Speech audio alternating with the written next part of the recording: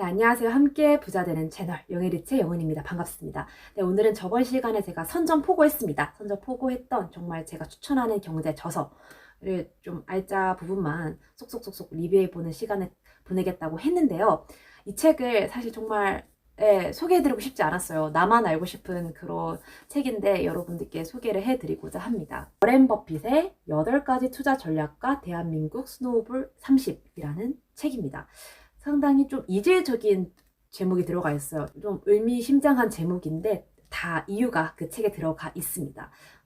이것도 컨텐츠 이게 누르시는 분들일 거예요. 아, 야, 평소처럼 주식이나 알려줘. 오를 것 같은 기업이나 알려줘. 하실 거 알아요. 하지만 여러분, 그래도 이 컨텐츠를 끝까지 보시는 분들, 이 영상을 끝까지 보신 분들은 진짜 행운일 거라고 생각합니다. 왜냐? 제가 2018년도 어디야? 강남 교보문고 저 끄트머리 책 가판대에 있는 것도 아니에요. 저 끄트머리에서 이걸 뽑았을 때, 심지어 잘 보이지도 않아요. 뽑았을 때 저는 진짜 행운이라고 생각했거든요. 이 책을 통해서 제 투자 가치관의 50%를 이 책 안에서 설정을 했고, 거의 대부분 저도 가치 투자라는 것을 할 때, 네, 많이 이용하고 응용하고 있는 그런 책이기도 합니다. 제목 이질적이라고 했잖아요. 바로 이게 중요합니다. 저자가 한국인이에요. 사실 대부분의 워렌 버핏의 투자에 관련된 쓴 사람은 워렌 버핏의 근처 지인이나 뭐 가족 이런 경우가 많아서 그의 투자를 약간 진짜 무슨 위인전, 정기문처럼 나열해 놓은 경우가 많아요. 그래서 일반적으로 좀 개인 투자자들, 그리고 한국 주식을 투자하고 계신 분들에게는 이거를 워렌 버핏의 한국 주식에도 투자할 수 있어? 워렌 버핏이 뭐 한국에 투자하면 뭐 망하지 않냐? 약간 이런 말이 될 정도로 좀 네, 한국의 투자 현실과 맞닿아 있지 않는 곳이 있었어요. 하지만 이 분은 한국 내에서 제가 알기로는 투자 연구소, 네, 한국 가치 주식 평가원 이런 거에서 좀 이사를 역임하시는 그런 분이기 때문에 한국의 기업 상황과 산업 현실을 너무 잘 알고 계신 분이에요. 그래서 워렌 버핏이 한국에 투자한다면 어떻게 투자할 것인지, 약간 진짜 이런 느낌인 거죠. 워렌 버핏이 한국인이라면 어떻게 투자할까? 이렇게 써놓은 책이라 보시면 됩니다. 약간 접신을 한 것 같아요, 이분이. 워렌 버핏이랑 뭐 온 것 같아. 와라, 와라. 외국인이니까, 컴온. 주식을 좀 투자하는 입장에서 이해가 쏙쏙 잘 됐습니다. 또 포인트가 하나 더 있어요. 여기 대한민국 스노우볼 30이라고 했잖아요. 이게 뭐냐면 워렌 버핏이 한국인이라면 이 한국에 투자했다면 반드시 투자했을 것 같은 30개의 기업을 꼽아놓은 게 이 여기 파트에 엄청나게 있어요. 이 어떤 기업이 있고 이 기업의 재무제표나 성장성을 좀 조사해 놓은 그런 게 있거든요. 진짜 솔직히 꿀 정보거든요. 네, 왜 스노우볼이라면 여러분 이 스노우볼이 시간이 막 한 번에 커지진 않지만 시간이 지날수록 점점점 커지잖아요. 그래서 막 극단적인 이익은 아니지만 점점 복리 수익을 해낼 수 있는, 하지만 안정적으로 굴러갈 수 있는 그런 기업들이라고 해서 스노우볼 30이라고 하신 것 같습니다. 제가 2018년도 이걸 발견해서 좀 괜찮은 기업들을 많이 발굴을 했어요. 제가 보기에는 한 7할, 한 타율이 70%의 기업들은 다 올랐어. 그리고 꽤 괜찮은 기업인 것 같았습니다. 그래서 여기서 발견했던 기업이 더존 비존, LG 생활건강, 그리고 제가 저번 영상에서 말씀드린 현대글로비스도 이 스노우볼 기업 안에 들어있었고요. 삼성전자, 네이버 이런 애들, 그리고 요새 핫하죠. 탄소 배출권 때문에 한솔케미칼 이런 애들까지 어떻게 이거 알고 넣어 놓으셨는지. 그러면 이 30에 들어가 있는 기업들을 무조건 투자하라가 아니거든요. 투자에 참고하면 진짜 좋을 것 같고 이걸 보시는 게 좋을 것 같아요. 나무를 보고 숲을 보는 방식도 있거든요. 그래서 이 기업들의 공통점은 뭘까? 이 잘 나가는 기업들, 이 스노우볼이 될 것 같은 기업들은 어떤 점이 다를까를 여러분이 이 책을 파보시면서 공부해 보신다면 앞으로 다른 기업을 여러분이 분석하실 때도 정말 큰 도움이 되지 않을까라고 보고 있습니다. 즉, 이 말은 이 대한민국 스노우볼 30개의 기업도 장기 투자가 가능한 종목이다라고 보면 될 것 같은데요. 그래서 뭐 아무 때나 들어가라는 게 아니라 워렌 버핏의 또 특징이 뭐겠습니까? 싸게 사는 걸 좋아하잖아요. 정말 최적의 타이밍을 노려서 이 30개의 기업 중 여러분이 원하시는 기업을 잡는다면 그것도 가치 투자, 아주 쉽게 가치 투자가 하는 게 될 수 있겠고, 이걸 응용해서 여러분이 다른 기업을 발굴해내신다면 여러분은 조금 더 능동적이고 발전한 가치 투자자가 될 수가 있는 거겠죠.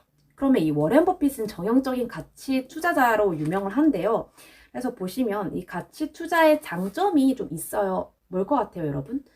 우선 첫 번째, 기업의 가치를 알기 때문에 주인의식을 좀 가질 수가 있어요. 믿음이 있다는 뜻이죠. 뭐 사실 뭐 그 기업의 주식을 사는 건 그 사업에 동참하는 것과 같다라고 말씀을 하셨긴 하거든요. 근데 사실 그런 말 어딨습니까? 사실 돈 벌려고 하는 거지. 그래도 가끔 진짜 많이 분석하고 진짜 최적의 타이밍을 노려서 한 애들은 그 짠한 애정이 있어요. 제가 옛날에 LG 생활건강이 주주였습니다. 그래서 한참 아직도 저 다우니만 쓰고 있을걸요. 술 마실 때도 뭐 꿀배 안 사요. 뭐 갈아 마신 배 이런 거 삽니다. 이게 참 중요한데요.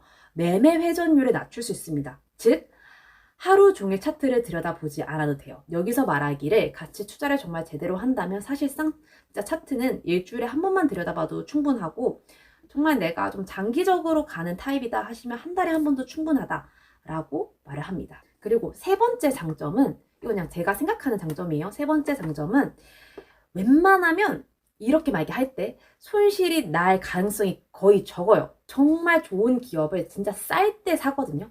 쌀 때 그것도 분할 매수로 사기 때문에 여기서 더 내려갈 확률보다 더 올라갈 확률이 더 높은 거고요. 그리고 막 무조건 끝까지 가라고 하진 않아요. 또 일정 이상 수익이 되면 또 분할 매도 치라고 하거든요. 그래서 분할 매도하고 또 내가 산 가격에서 내려가면 다시 분할 매수하는 그런 전략을 말해주고 있기 때문에 이렇게만 하면 사실 손실을 날 걱정이 거의 없는 거죠. 그래서 이게 가치 투자의 세 가지 장점이라고 보시면 될 것 같습니다. 그러면 한번 이 책의 좀 중요한 부분을 얘기해 보도록 하겠습니다. 모든 책에서 나오는 이 버핏 할아버지의 원칙 세 가지 외워야 돼 이제. 첫째 뭡니까? 잃지 마라. 둘째 뭡니까? 첫 번째 원칙을 잊지 마라. 맨날이죠. 어떻게? 이래서 두 번째 원칙에 넣어 놓으셨나 봐요. 세 번째는 빚내서 하지 마라 였습니다. 근데 이거는 저는 반은 동의해요. 빚을 내서 하게 되면은 조급해져요, 사람들이. 아씨, 내가 내 돈으로 한 것도 아니고 남의 돈 갖고 했는데 내려가면은 더 큰 손해라고 느끼기 때문에 사람들이 조급해집니다. 특히 이런 가치 투자 같은 경우는 시간 싸움이거든요. 결국에는 내 주식이 원래 가치를 향해 나아갈 거야, 내재된 가치를 향해 나아갈 거야, 이 시간 싸움이기 때문에 빚을 내서 하게 되면은 그 싸움에서 지게 될 가능성이 커요. 그러니까 또 워렌 버핏은 또 존버의 아이콘이라고 막 하잖아요. 근데 그렇다고 막 매년 뭐 10년, 20년 기다리라는 소리가 아니에요. 그 기다리면서 잃는 게 더 많습니다. 이 책에서 말하기를 주로 1년 반에서 2년이면은 그 주식이 아무리 뭐 어떤 것 때문에 흔들리더라도 자기 가치에 수렴한다라고 보고 있고요. 요즘같이 좀 경기 사이클이 빨리 돌아가는 이 시대에는 저는 웬만하면 3개월에서 6개월 사이에 그 가치를 찾아간다라고 저는 보고 있습니다. 그런데 3년이 지나도 이게 정말 변화가 없다. 그러면 한 번 더 그 기업을 살펴보셔야 돼요. 진짜 내가 이 기업을 좋게 평가하는 게 맞는 걸까?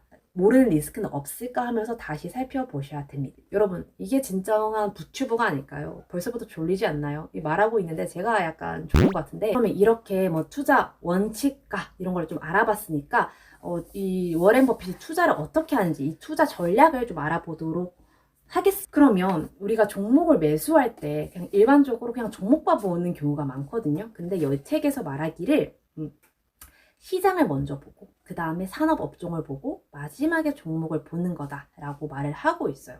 그래서 저도 몇 번 그렇게 얘기를 하기도 했었고 그렇게 투자를 하고 있습니다. 자, 이 시장이라는 것은 이 시장이 지금 투자를 해도 될 타이밍인가 아닐 타이밍인가를 보는 거죠. 만약에 시장이 너무 버블이 심하다 그러면 조금 쉬었다가 기다렸다가 이 시장이 다시 반등할 가능성이 보일 정도로 좀 조정이 됐네? 그럼 이때 들어가는 거죠. 그러면 지금의 한국 시장은 어떨까요, 여러분? 코스피가 미친 듯이 삼성전자의 화력으로 날아가고 있는데, 네, 제가 정말 이렇게 막 확신하면 안 되지만, 저는 좀 더 긍정적인 전망으로 보고 있거든요. 긍정적으로 보는 이유가 뭐냐면, 이 책에서 이 시장에 투자에 대해 타이밍을 좀 알려줘요. 예를 들면은 시가총액의 이 증가율이 이 시가총액 안에 들어가 있는 기업들의 이익률보다 높으면 이거는 좀 뻥튀기가 됐다. 그럼 조만간 조정을 맞을 가능성이 높은 거고, 만약에 이 이익 증가율, 기업들의 이익 증가율이 시가총액 증가율보다 낮으면 기업의 가치가 제대로 들어가지 않은 거잖아요. 그러면은 이건 시장에 들어가도 될 타이밍이다 라고 보고 있습니다. 제가 한번 알아봤더니 올해 영업이익만 한 125조고 내년에는 거의 170, 180조 우리나라 기업 이익을 예상을 하고 있더라고요.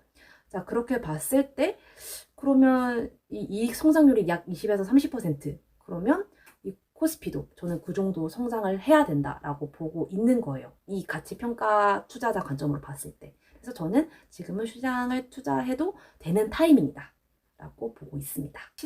그러면 이 시장에 그럼 이 시장이 좀 괜찮은 시장인 걸 확인했어요. 그럼 종목에 바로 들어가? 안 돼요. 기다려야 됩니다. 이 워렌 버핏이 싼 걸 진짜 환장하거든요. 그래서 이 종목이 예상치 못한 악재로 훅 떨어졌을 때, 그때를 잡아서 투자를 한다고 합니다. 정말 뭐 기업의 가치가 흔들릴 만한 악재면 안 되고요. 좀 약간 극복 가능할 만한 악재, 혹은 뭐 악의적인 뉴스들, 나쁜 뉴스를 찾아라. 이렇게 시장을 간단하게 봤으면 그 다음 제가 뭘 봐야 된다고 했죠? 그렇죠. 산업업종을 봐야 된다고 했습니다. 이 산업업종이 향후 10년간에도 돈을 벌어들일 수 있는 그런 업종인지 살펴보는 건데요. 그래서 저도 이 업종 분석을 굉장히 열심히 하는 편입니다. 애초에 이미 한 6월부터 투자를 해도 괜찮은 환경이라고 보였기 때문에 저는 그때부터 시장은 투자하게 됐어. 그럼 이제 이 업종을 팔지 하고 저도 업종 분석을 막 하기 시작한 거거든요. 자, 그러면 이 업종은 어떻게 봐야 되냐? 얘네가 좀 제시하고 있는 5가지 정도가 있어요. 산업 내 기업들이 경쟁 강도가 낮은 것이. 그래서 산업 안에서 경쟁이 좀 낮은 곳이어야 돼요. 안에서 기업의 경쟁이 너무 심해. 즉, 같은 기술을 가지고 있는 애들이 여러 개야. 이러면요, 좀 힘들어요. 왜냐면 그 기업이 경쟁사도 너무 많이 늘어나고, 그럼 원가 경쟁력을 할 거기 때문에 또 돈 내리고 하고 홍보하려면 판관비 쓰고 이런 거기 때문에 경쟁이 높은 산업은 별로 좋아하지 않습니다. 예를 들면 자동차 부품이라든지 또 이런 컴퓨터 부품, 이런 부품 쪽 회사들이 이런 경쟁이 좀 심하죠. 경쟁 강도는 낮은데 철수 진입 장벽은 또 낮은 곳. 둘 다 낮은 게 좋습니다. 왜냐면 이거 사업 좀 안 될 것 같은데 하면 접고 또 다른 산업으로 변화시키면 되니까요. 제가 느끼기에 소프트웨어 사업 같은 경우에는 기술 개발만 하면 되니까 사실 뭐 공장을 폐쇄시킬 것도 없고 뭐 어떤 제철소나 충전소나 이런 걸 만들 것도 없기 때문에 소프트웨어 산업도 이런 산업군이 될 수 있을 것 같고, 정말 간단한 식료품 회사, 기업 같은 경우도 그냥 공장에 이 안 되는 라인은 멈추면 그만이거든요. 그래서 이런 것도 괜찮다라고 보고 있습니다. 다음 워렌 버핏이 좋아하는 산업군은 바로 구매자의 영향력이 낮은 곳입니다. 즉, 구매자가 왈가왈부할 수 없는 곳이어야 된다는 거예요.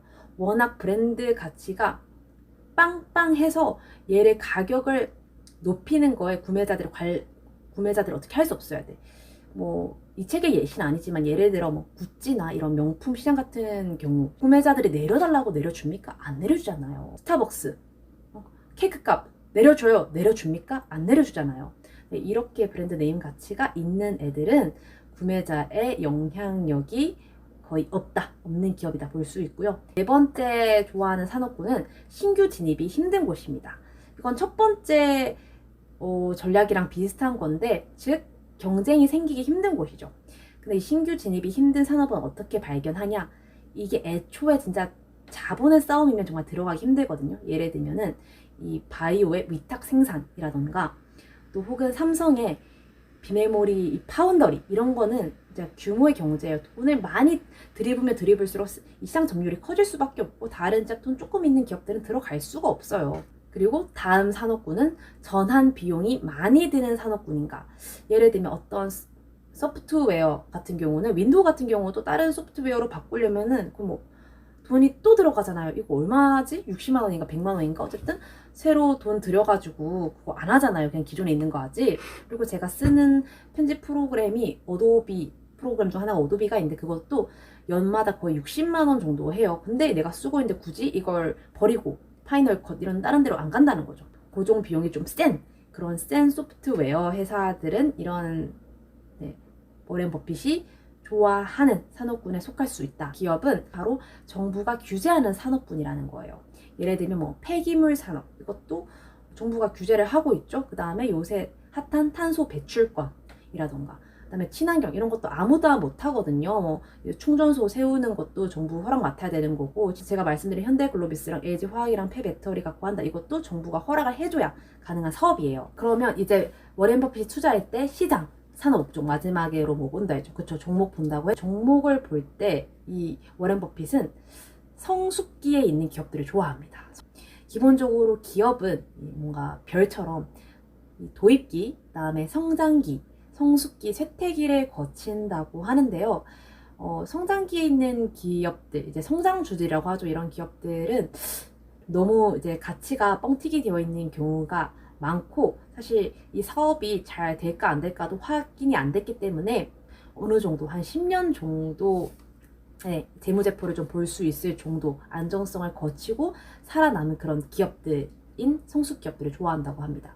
그래서 여러분, 이 성숙기의 기업들은 워렌 버핏이 말하기를 10년 동안에도 안정적인 그런 흐름을 이어왔기 때문에 이 정도 수익 모델이면 앞으로의 10년도 뭐 경기 상황에 따라 왔다 갔다 하겠지만 그래도 얘네는 자신만의 수익 모델로 안정적인 이익을 창출해 나갈 것이다 라는 믿음을 갖고 있는 거죠. 그리고 기술 기업들도 별로 좋아하진 않습니다. 왜냐하면 이 기술 기업들 같은 경우에는 워낙 시대가 빨리 변하잖아요. 그래서 기술도 빨리 막 변화하고 또 자기가 기술의 전문가가 아니기 때문에 내가 잘 알지 못하는 산업이면 투자하지 말라고 또 버핏이 얘기를 했었거든요. 저랑은 조금 다르죠. 저는 기술 기업도 좋아하고 저는 성장 기업도 좋아하거든요. 저는 반은 워렌 버핏, 반은 피터 린치, 이거 두 개를 다 갖고 가려고 노력하는 편입니다.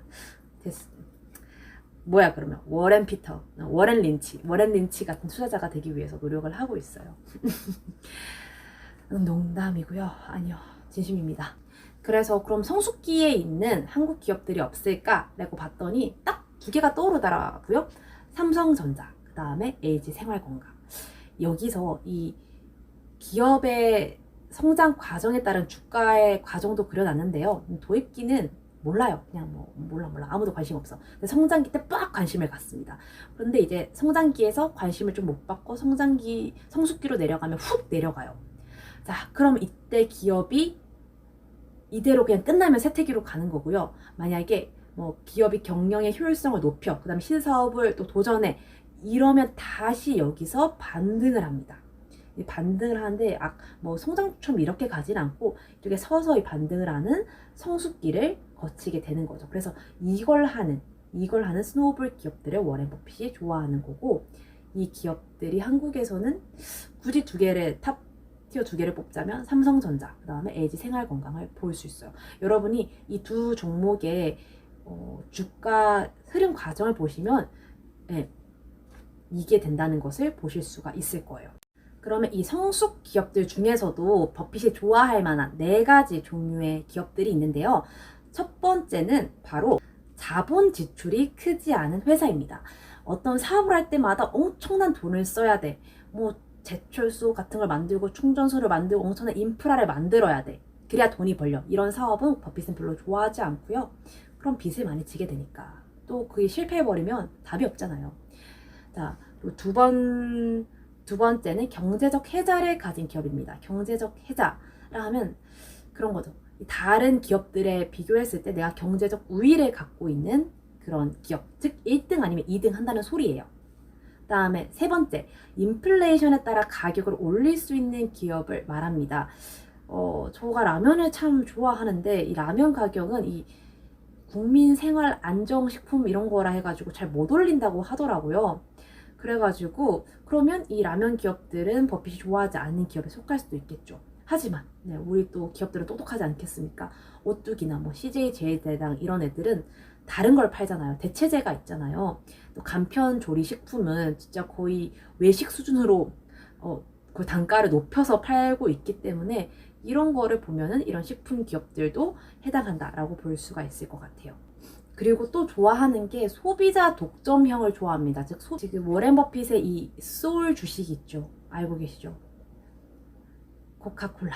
이 코카콜라는 사실 코카콜라는 뭐 경쟁자도 펩시밖에 없고 사실 펩시도 뭐 요새 그렇고 코카콜라가 최고죠. 그리고 또 브랜드 네임. 이건 아까 제가 산업이랑 거의 똑같죠. 브랜드 네임이 있는 곳을 사라. 이거 코카콜라를 겨냥하고 얘기한 것 같은데 뭐 저는 이런 존슨앤존슨 같은 또 베이비 로션 다 써야 되잖아요. 뭐 3M 이런 것들도 다 될 수 있고요. 사실 미국 주식을 조금 더 얘기하자면 저는 이것보다 더한 브랜드 네임이 있을까요?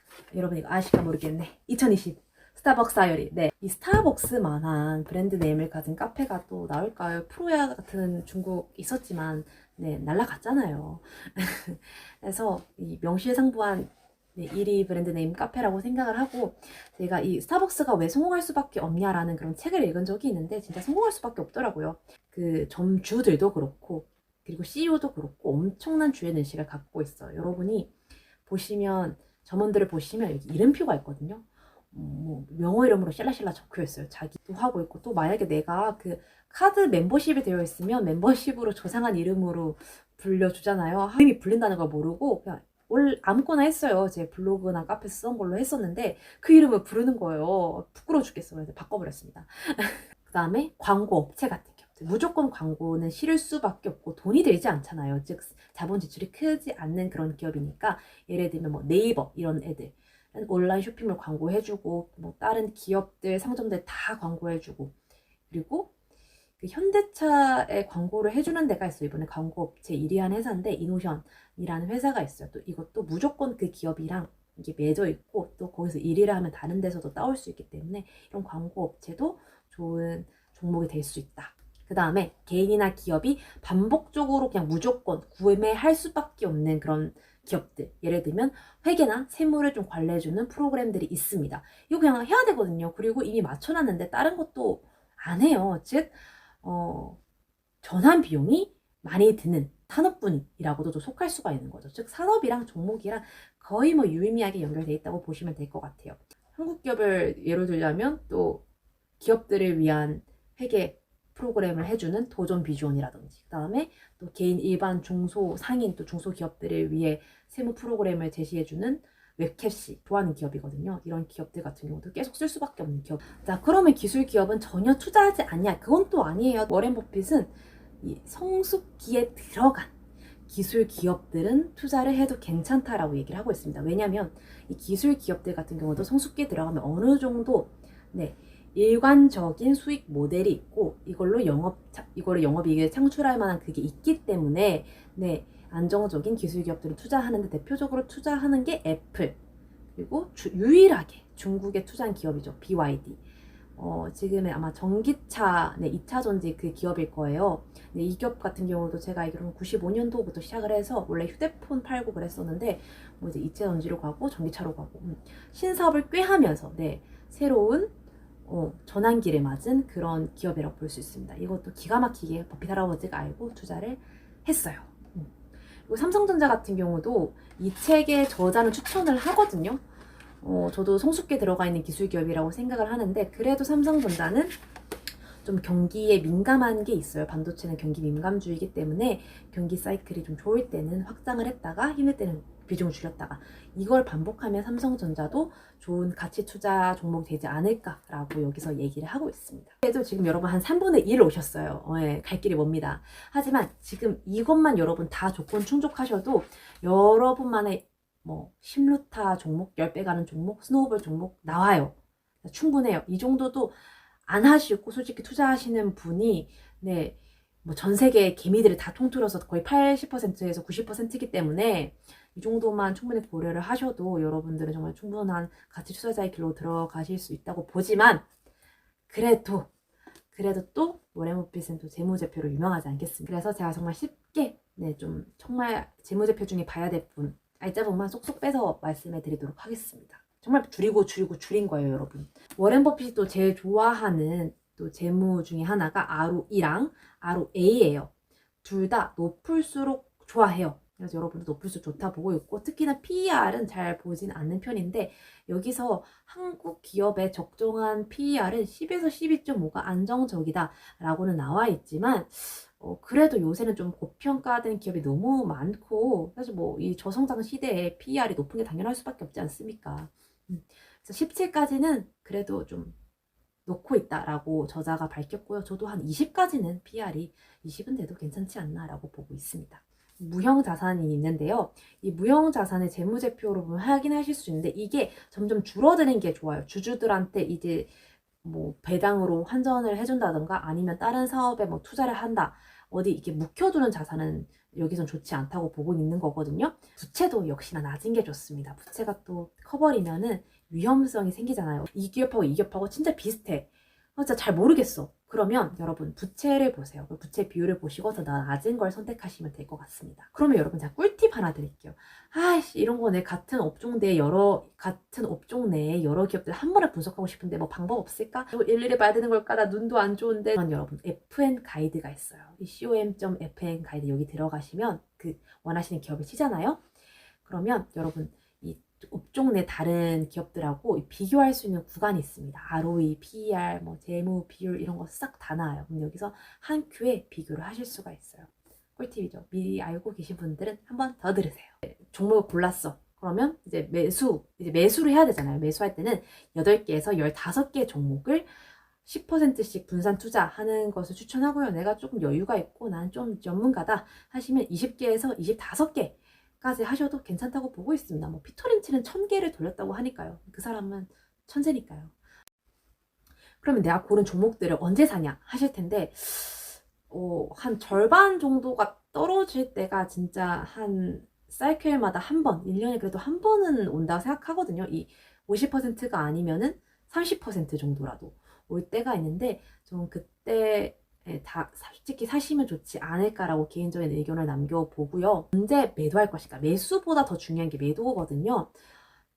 저는 이 책 말고 다른 책에서 읽었는데 저는 이거를 피터 린치 쪽으로 매도를 치자면 일반적으로 이런 대형 우량주들, 성숙한 기업들이 최대로 성장할 수 있는 게 40%라고 해요. 그래서 주가도 40% 정도 올랐을 때 그때 어느 정도 이익을 실현하시고 다 하지 마시고 비중을 줄이고 다시 그 적정 주가 때나 그 밑으로 내려왔을 때 비중을 늘리는 그런 전략을 하시면 되지 않을까라고 보고 있습니다. 40% 기다릴 때까지 못 참겠어 하신 분들이 있어요. 성숙기 있는 기업들이 막 빨리 오르지 않아요. 그럴 때는 10% 전략도 있습니다. 10% 오르면 10% 팔고 그리고 다시 내렸다가 내 적정 주가에서 10% 내려가면 다시 10% 사는 이 10% 전략도 여기서 소개를 하고 있거든요. 그래서 이 40% 전략, 10% 전략도 꼭 매도에 이용하셨으면 좋겠습니다. 끝입니다. 네, 이렇게 제가 이 책에서 정말 알려드리고 싶은 부분은 요약해서 다 알려드렸다라고 보시면 될 것 같고요. 이해가 되셨는지 모르겠습니다. 최대한 쉽게 설명해 보려고 설명해 봤는데 아마 이해를 다 하셨으면은 저도 잘했고 여러분도 잘하신 거예요. 저는 이 책을 진짜 베개처럼 썼어요. 딱 베개 사이즈기도 하고 이유가 뭐냐면 읽다가 잠들어요. 되게 쉽게 쓰긴 했거든요. 진짜 워렌 버핏 재무제표 이런 가치 투자 나온 얘기들 중에 정말 쉽게 쓴 편임에도 불구하고 졸려요. 라면은 위에 올리기 적절하지 않아요. 왜냐면 올리면 이 워렌 버핏 할아버지가 두 눈 뜨고 쳐다보이기 때문에 여러분만의 베개 책이 되어서 주식 투자를 하시는데 꼭 도움이 되셨으면 좋겠습니다. 그럼 다음 시간에 만나요. 안녕.